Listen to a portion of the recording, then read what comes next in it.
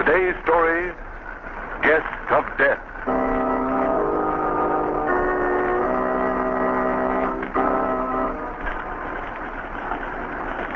Guard, this is certainly a tremendous prison, isn't it? I had no idea it was so big. And this is your first visit here? Yes, Mr. Kesey, I'm in town on a convention. See, one of the boys gave me the pass to the prison. I was afraid he might be playing a joke on me that might be a fake. Oh, the pass is quite good, quite good.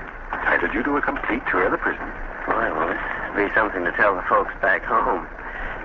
Oh, excuse me, Guard. Do you mind if I ask you a question? Not at all. What is it? That little gray building down there across the courtyard. What is that? That's the death house. Oh. Well, I don't suppose you take visitors in there, too, do you? Oh, yes, certainly. You want to see it, of course. Well, Mr. Kesey, well, I guess it would be a thrill. Thrill? Yes, it'll be the greatest thrill you've ever experienced.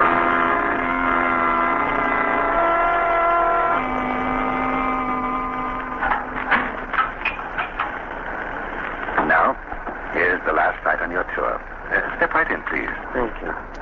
What place is this, Mr. Kesey? The building you saw across the courtyard. The death house. Oh, I see. Oh, don't be afraid. Step right in. Well, thank you. There, you see? It's not an unpleasant room at all, is it? Well, not in appearance, no. But, Mr. Kesey, when you start to think of the men that have died here, well... Oh, nonsense. Death is nothing to fear. There's a majesty and nobility about it that makes people's revulsion stupid. Those benches there are the observers' seats.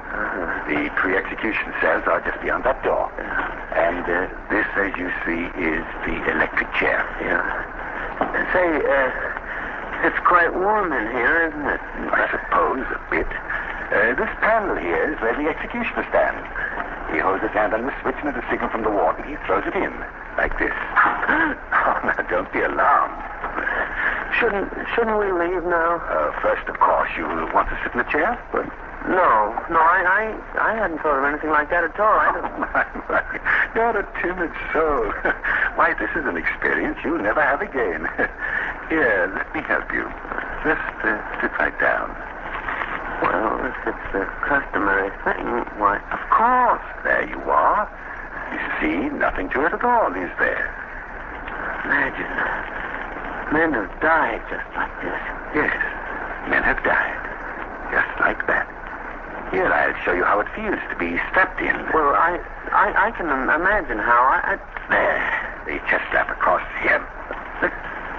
You've drawn that a bit tight, Mr. Kesey. Just took the wind out of me. That's the way it goes. Now the right arm strap, like that, and the left. Oh, this thing certainly hugs a man close, doesn't it? Yes. Powerful embrace. Now we'll strap the left leg and the right leg, like this. Now, there you are. Ready for the most noble and majestic experience of all.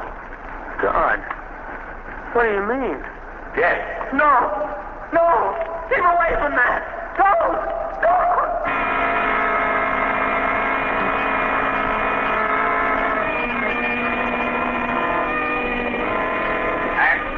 X-ray, visitor dies in death house. Read all about it. Visitor dies in death house. X-ray, visitor dies in death house. Read all about it.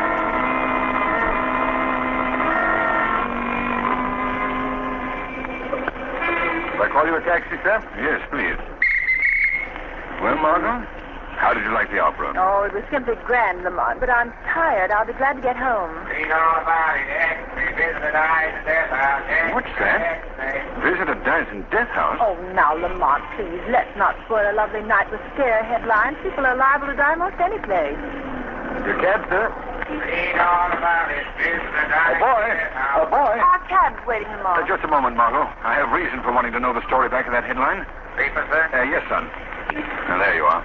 Oh, thank you, sir. Read all about it. It's all right, Margot. Sorry to keep you waiting. That's all right.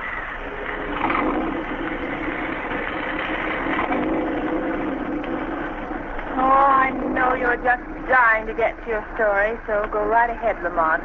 Go ahead, read it. Here, I'll switch on the light. Well, thank you, Margot.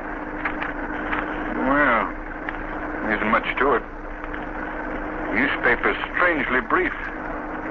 Merely the headlines and a 7-line box on the first page. What does it say?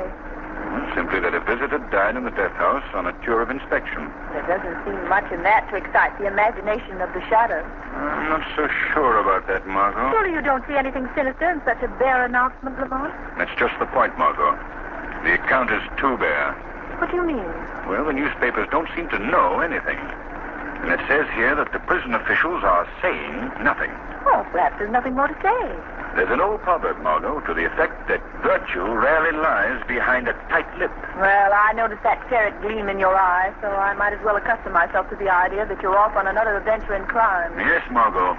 Off on an adventure that promises to be one of the most exciting I've ever had.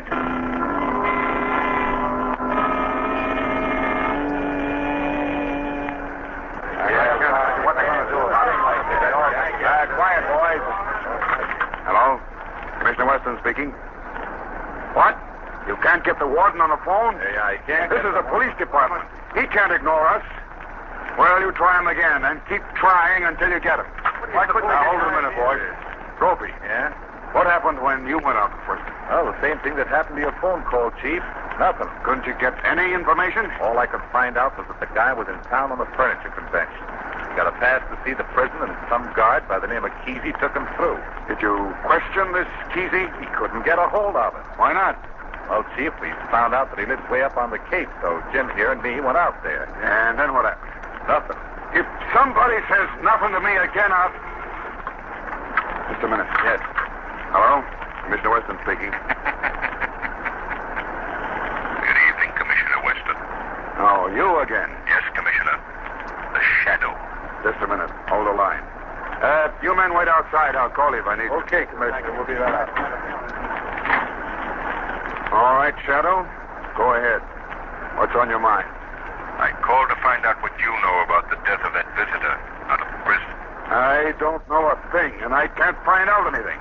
The prison officials don't seem inclined to cooperate at all. Did you know, Commissioner, that a short time ago another visitor died in the death house? What? Another visitor? Yes. First visitor's death passed almost unnoticed. But now, Commissioner, another. Say, this puts a new light on the whole matter. Calls for immediate action. No, Commissioner. Hold everything until you hear from me.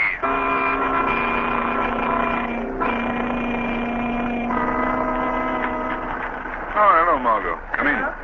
Don't take your head off. We're leaving right away. I just get to your house, and then we have to leave. What's all the haste about? We're driving up to the prison. Oh, Lamont, don't tell me you're still thinking of that visitor's death. Thinking of it. Margot, I've discovered some things that make me feel I've got a big job on my hands.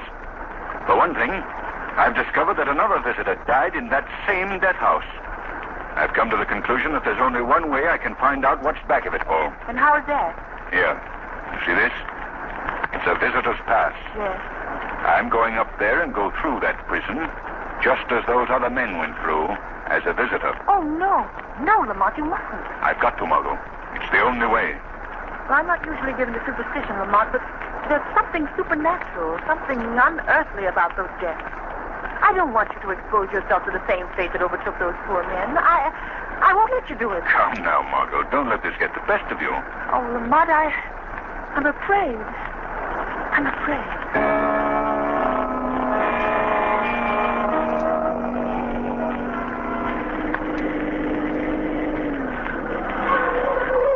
Margot. Park the car right here. Now, that's the entrance to the prison down there at the bottom of the hill. Lamont, I wish you wouldn't go through with this. You may be walking to your death. Don't worry, Margot. You stay here in the car. And remember this. Don't lose your courage, no matter what you may hear or what you may see.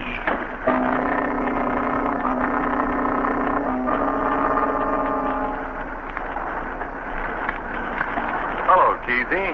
You here again? Yes, Mr. Harper. I'm taking this gentleman, Mr. Cranston, on a tour of our institution.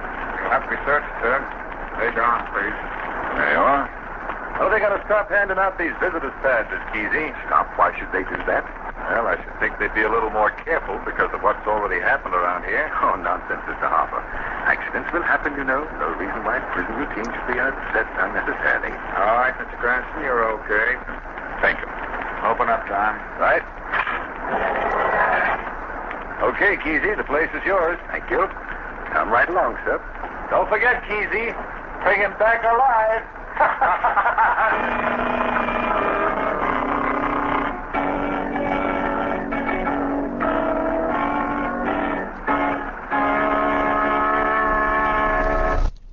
So, this is the death house, eh, Kesey? Yes, Mr. Cranston. The end of your prison tour.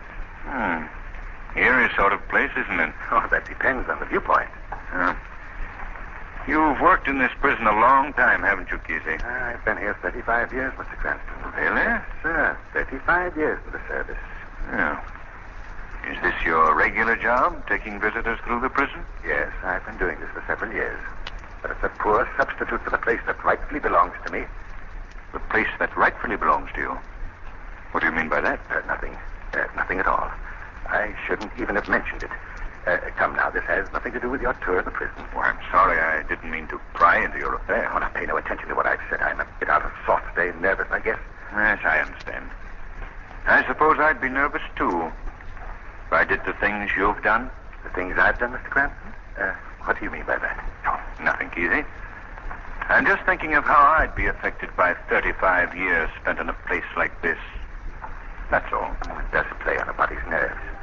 But a single visit can affect the nerves even more than 35 years. I'm afraid I don't understand. Oh, not now, perhaps. But you will. Oh, yes. You will. Well, it's been a very interesting tour, and I'm much obliged to you. I must be running along now. But I haven't explained this room, the death house, to you. Well, that's hardly necessary. Surely you wouldn't leave without sitting in the electric chair, Mr. Cranston. My curiosity doesn't go to such extremes. But every visitor sits in the chair. Well, Kesey, you've been very thorough in showing me through the prison, so if you feel I'm spoiling your final touch, why, of course I'll sit in your chair. Ah, good. Sit right down. All right. There we are. Now I'll strap you in. Oh, it won't take a minute. There.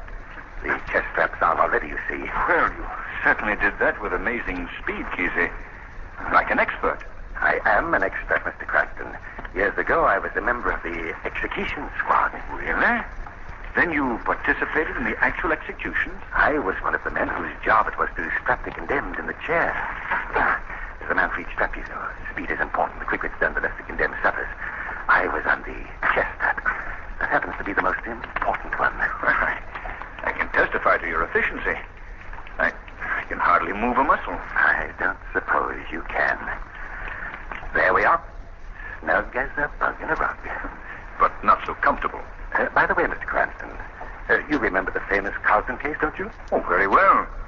Cosden was brought to justice as a result of the efforts of a character known as the Shadow. Then surely you must remember me. My picture was in all the newspapers at the time. Oh, really? I suppose you helped to strap Cosden in the chair. Oh, no. I executed him. You what? Oh, it was a very unusual case. You see, we had a new executioner. At the last moment, the poor fellow's nerve gave away. Oh, there was quite a to-do.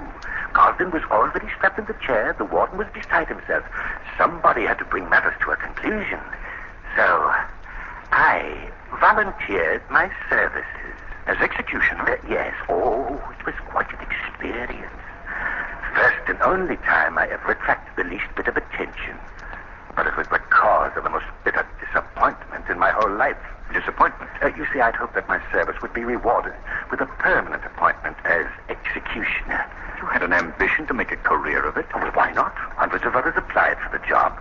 Oh, it's a position of distinction. You say you were promised the job? Yes, but the authorities didn't live up to the promise.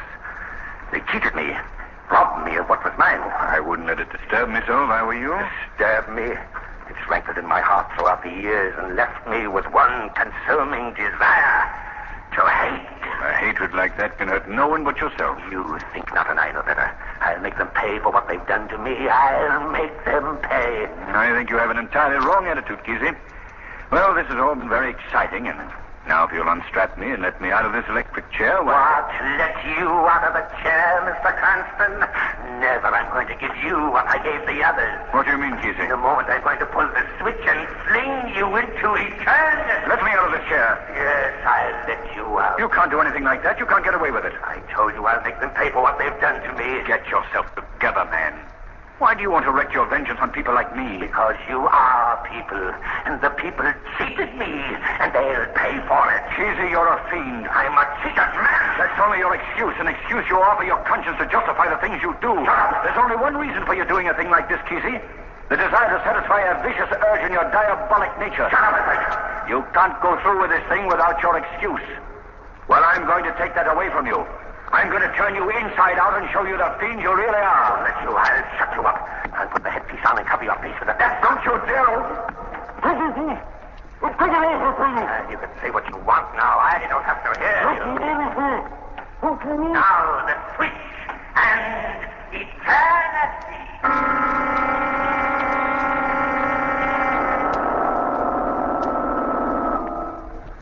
You wanted to get out of the chair. Very well. I'll take you out now, Mr. Cranston. I've killed him. He's dead.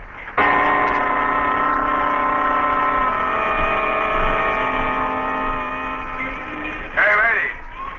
Can't park here all day. You'll have to move along. I'm waiting for a friend, officer. Don't you know you're not allowed to park within 500 feet of a prison? But my friend should be along any minute now. Where is he? He's in the prison.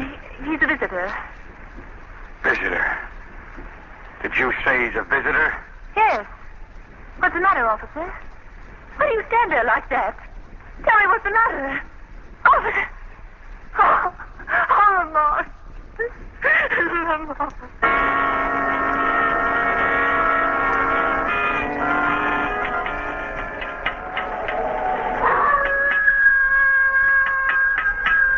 Figure out why people have their water pumps outside the house so they'll freeze. Oh, there you are, Mr. Kesey. I don't expect this water pump will give you any more trouble. Leastwise, not tonight. You've done a good job, Mort. Sorry I had to get you up on a night like this. Tain't no pleasure plodding up that there sand road any night. Say, what's the matter with that hound dog of yourn? Doing a powerful lot of howling tonight, ain't he? Yes, quite a lot. They say hounds howl like that when somebody dies. Guys? Yes, I've heard that said. Jiminy Crickets, it's enough to make a body's skin creep. You don't suppose he sees something, do you? A spirit, I mean? No, it's nothing. Forget it. Don't reckon even spirits would come up here. Does he often howl like that? I've only heard him do that twice before. Tonight makes the third time. Well, there's your water pump, fit and fine, Mr. Kesey. I'll be getting on down to home now. Good night to you. Good night, Mort. Right. Here. Come here. In the house with you. Go on. Eat. Enough of that now. Lie down. Chicken-hearted old hound. Just like a human, you fear death, too. That fool, Mr. Cranston, I sent to eternity today. He was afraid of death. But that didn't save him. He's no more. He's dead. And I'll send many others after him. What was that? Who's there? Who's out there? Is that you, Mort? No, Kesey. Mort is well down the hill now. There's nobody out there. I'm right here, in your house. Right here in the room with you. I know where you are. You're in this house. You see, I'm not in the closet. I'm right here, behind you. Who are you? What do you want? You, Kesey. I've come for you. Don't you touch me. Don't you come near me. Surely you're not afraid of death. Death? Remember, only fools fear death, Kesey. Get out. Get out. I'll train you. I'll kill you here. You have a poor aim, Kesey. Get out. Get out. You see, it's useless, Kesey. You can't destroy what you can't see. Why have you come here? To end your criminal career, I've committed no crime. I'm going to make you confess to the murder of those innocent visitors at the prison. I don't know what you're talking You about.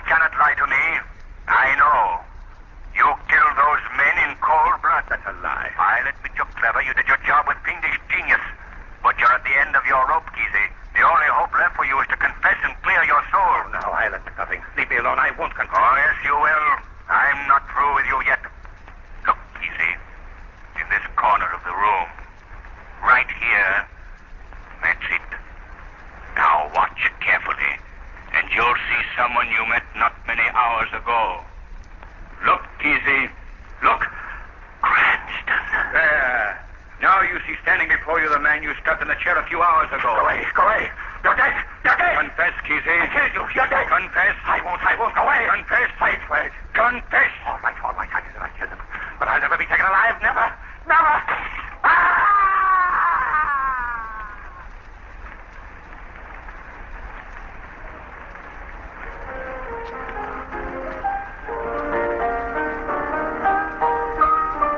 Lamont, stop playing for just a minute. Very well, Margot.